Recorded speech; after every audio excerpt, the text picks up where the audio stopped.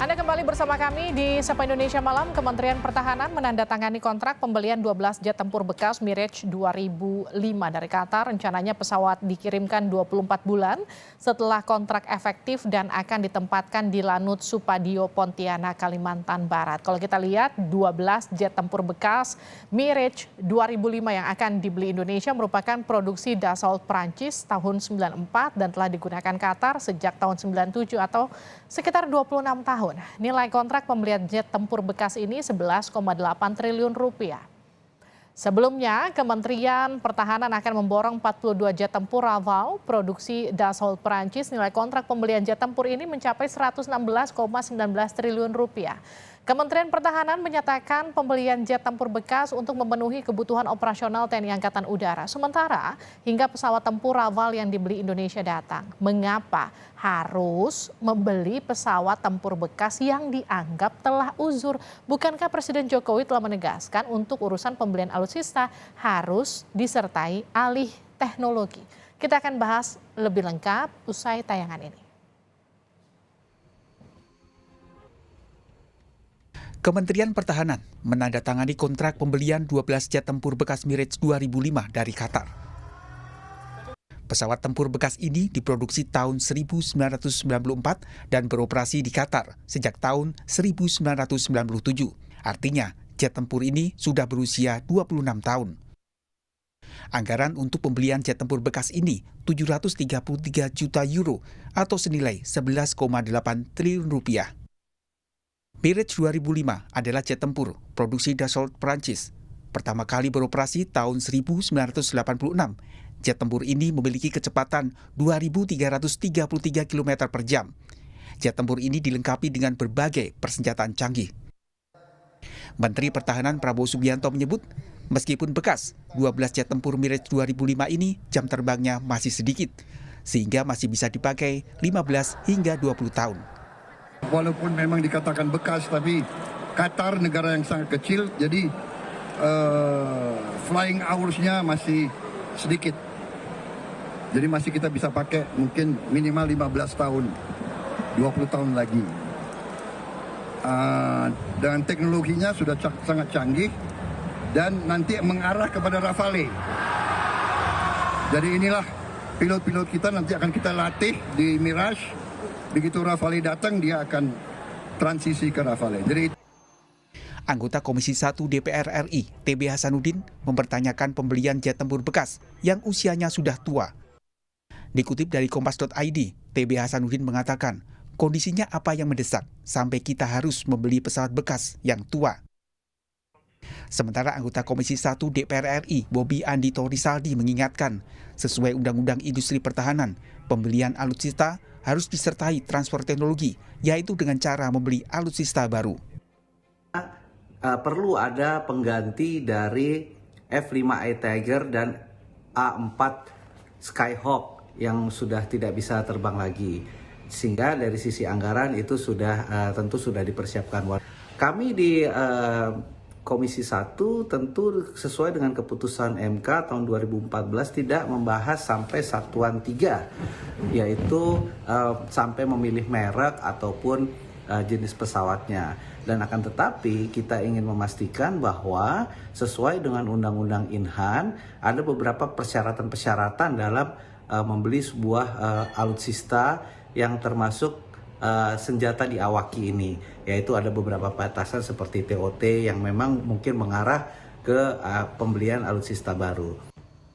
Pengamat militer Khairul Fahmi mengatakan pembelian alutsista bekas akan berdampak pada membengkaknya anggaran untuk pemeliharaan dan perawatan.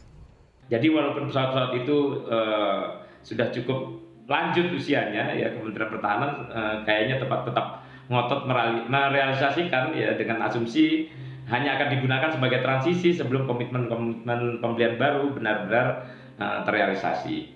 Ini yang menurut saya hanya memindah masalah gitu ya, selain soal efektivitas dan efisiensi, keterbatasan anggaran juga akan berdampak pada upaya pemeliharaan, perawatan, maupun kesiapan tempur, ya baik Mirage itu sendiri maupun pesawat-pesawat lainnya.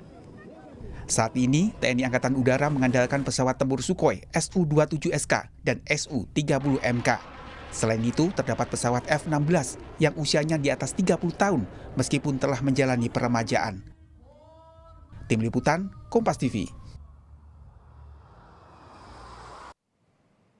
Saudara, mengapa harus membeli pesawat tempur bekas yang telah uzur? Bukankah Presiden Jokowi menegaskan untuk urusan pembelian alutsista harus disertai ahli teknologi? Kita akan bahas bersama anggota Komisi 1 DPR, Bobi Andito Rizaldi. Pak Bobi, selamat malam. Selamat malam, Mbak Livi. Kita juga sapa pengamat militer Anton Ali Abbas. Pak Anton, selamat malam. Malam, Mbak Levi. Saya ke Pak Bobi dulu, Pak Anton ya. Pak Bobi, tanggapan Anda soal pembelian jet tempur bekas ini usianya 26 tahun? Ya, kalau secara kasat mata sebenarnya sangat-sangat disayangkan ya. Tetapi kami di Komisi 1 kan tetap berusaha objektif. Selama pembelian tersebut sesuai dengan Undang-Undang Inhan, bahwa alutsista itu ada beberapa batasannya yang mungkin lebih mengarah ke baru. Ya kalau mereka memang sudah ada justifikasinya yang tadi disampaikan di dalam preview sebelumnya bahwa ini masih bisa digunakan sampai 15 tahun lagi ya. Kami kan tidak memahami secara pasti secara tekniknya itu. Nah nanti yang akan memeriksanya tentu adalah audit negara yaitu BPK. Apakah pembelian ini sudah sesuai dengan undang-undang tersebut? Nah ini yang kami dalam fungsi pengawasan ya kita menunggu saja. Karena kalau dalam fungsi penganggaran uangnya memang sudah ada. Sudah ada ya? Kebutuhannya memang sudah ada. Dan memang secara strategi ini mungkin sangat strategis karena membeli pesawat terbang buatan Prancis yang mana barusan Prancis ini tegang dengan Australia. Kalau kita membeli dengan di Amerika kan pasti akan kalah canggih dibandingkan yang dimiliki oleh Malaysia, Singapura ataupun Australia. Tetapi memang faktor bekas ini apakah bekas bagus atau bekas jelek ya kami juga tidak ingin spekulatif lah sehingga nantinya kita akan menanyakan kiranya memang ini sudah benar karena itu tadi kita tidak bisa membahas satuan tiga, kita tidak pernah tahu apa yang mau dibeli karena sesuai MK kita nggak bisa. Kalau gitu saya tanyakan ke Pak Anton. Pak Anton, ini Anda sebagai pengamat militer, ini kalau saya menggunakan diksinya Pak Bobi ya, ini bekas bagus atau bekas jelek? Karena usianya udah sekitar 26 tahun. Kalau memang batas usia pemakaiannya bisa 15 sampai 20 tahun lagi, apakah masih optimal? Ya, pertama Mbak Livi, bahwa sebenarnya kalau dicari justifikasi, punya justifikasi gitu ya. Jadi ketika kita bicara pengadaan baru, itu pasti pengadaan baru membutuhkan waktu untuk delivery. Karena itulah kita membutuhkan mengisi kekosongan itu namanya stop gap gitu ya. Jadi harapannya ketika beli Mirage ini adalah untuk stop gap. Walaupun kalau kita baca lebih teliti, itu ternyata baru datangnya 24 bulan lagi. Sementara jadi cuma beda selisih setahun gitu. Jadi ini 0 sampai 24 ini siapa yang ngisi gitu. Itu satu. Kedua, kita bicara kalau misalnya kemarin Kemhan juga sudah merilis bahwa dengan membawa justifikasi, ngirim alasan apa kenapa kemudian mereka beli satu skadron ini gitu ya. Tapi kan yang kita nggak tahu adalah sebenarnya kondisi kesiapan tempurnya ini berapa persen. Ini ngomong tentang 26, apakah dia dirawat rutin dan lain-lain, ini kan pasti ada usianya. Jadi usia ini berapa persen nih gitu loh. Jadi kesiapan itu berapa persen. Kenapa? Karena kita punya pengalaman buruk nih. Waktu itu kita hibah misalnya, dapat hibah yang kita juga keluar duit, ini kayaknya Mas Bobi juga hafal, ketika tahun 2015 ada pesawat F-16 jatuh, itu hibah baru loh. Jadi kita punya pengalaman buruk ketika kita mendapatkan barang yang bekas, kualitasnya jelek. Karena itulah mungkin saya pikir penjelasan tadi yang Mas Bobi telah sampaikan, bahwa ini kondisinya seperti apa, itu yang mestinya itu bisa dijelaskan. Karena publik juga berhak tahu bahwa ini kan yang selalu menjadi kritik publik, kenapa kita harus beli bekas, bagaimana kondisinya, bla bla bla, kita punya pengalaman. Nah ini yang belum terjawab. Itu satu. Kedua, memang cerita tentang undang-undang industri pertahanan itu juga selalu menjadi titik kunci ya. Karena ketika beli barang bekas jarang ini kita dapat TOT-nya. Namanya juga bekas pakai, masa Anda dapat TOT, pabrikannya beli dari mana gitu ya kan. Itu selain dari kalau kita lihat ya di tahun 2009 kan sebenarnya negara yang sama itu pernah menawarkan hibah kepada Pak Menhan Johannes Sudarsono gitu. Nah tentang Mirage 2000, tapi kemudian waktu itu Pak Jono menolak. Kenapa? Alasannya satu, biaya harwatnya besar, kedua tidak sesuai dengan perencanaan TNI AU. Ya mungkin bagian ini juga mestinya juga direspon oleh Kementerian Pertahanan. Bagaimana kita mengelola biaya harwat gitu, karena biaya harwat ini seringkali besar. Karena dari sisi politik anggaran misalnya itu kan model pengadaan baru ya, Mas Bobi ya. Bukan dengan bahwa hari ini rusak besok langsung masuk bengkel, enggak. Ini harus ada pengadaan baru dan lain-lain, itu mekanismenya gitu. Ini adalah fakta bahwa politik anggaran kita terkait perawatan itu alutsista ini membutuhkan proses gitu. Jadi ini juga yang banyak mengganggu kita bicara tentang kesiapan tempur dari armada yang kita miliki. Itu Mbak Livi. Tapi dengan budget katakanlah anggaran kita yang juga mepet-mepet terbatas, kalau kita beli anggaran memang semuanya jet tempur baru, saya rasa juga memang hitung-hitungannya nggak bakalan masuk. Tapi yang jadi pertanyaan memang kalau kita beli yang bekas seperti ini, bagaimana kemudian menentukan kualifikasinya ini layak dibeli atau enggak dibeli atau nunggu hibah atau seperti apa, Pak? Jadi kalau TNI AU jelas dia memahami bagaimana itu kualitas. Jadi kalau soal usia itu kadang-kadang memang ada soal teknisnya itu bagaimana kemudian mereka bisa menyiasati untuk tetap menjaga agar kualitas dari alutsista yang kita beli, kita gunakan itu tetap pada kondisi optimum.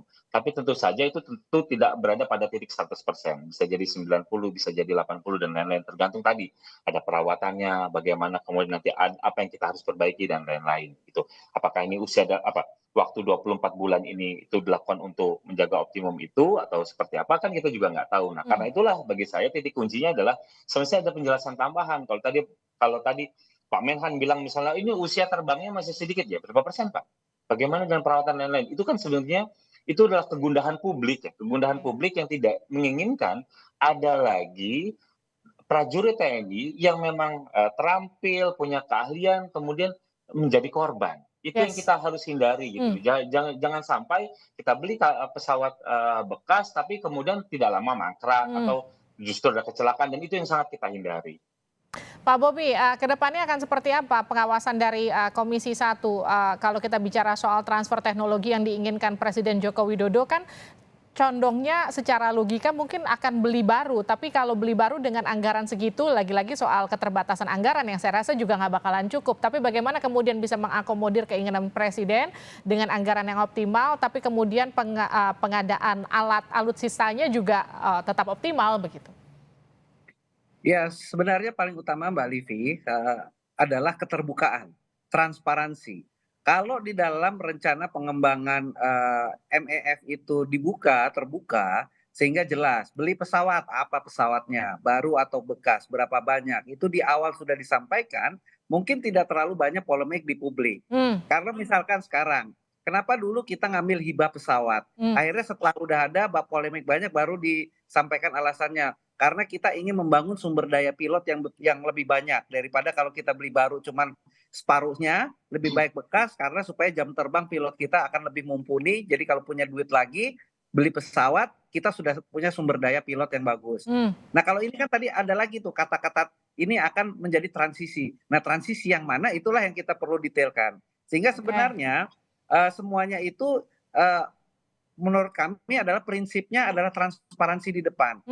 Parlemen memiliki keterbatasan untuk masuk di satuan 3. Tetapi publik juga tidak boleh dikaget-kagetkan, walaupun pembelian alutsista itu adalah termasuk rahasia, tetapi kan publik juga perlu paham juga uang pajaknya itu dibeli seperti apa. Dan paling penting juga prajurit kita juga aman menggunakan alutsista yang high teknologi seperti ini. Oke, terima kasih Pak Bobi, Pak Anton telah bergabung bersama kami di Sapa Indonesia Malam.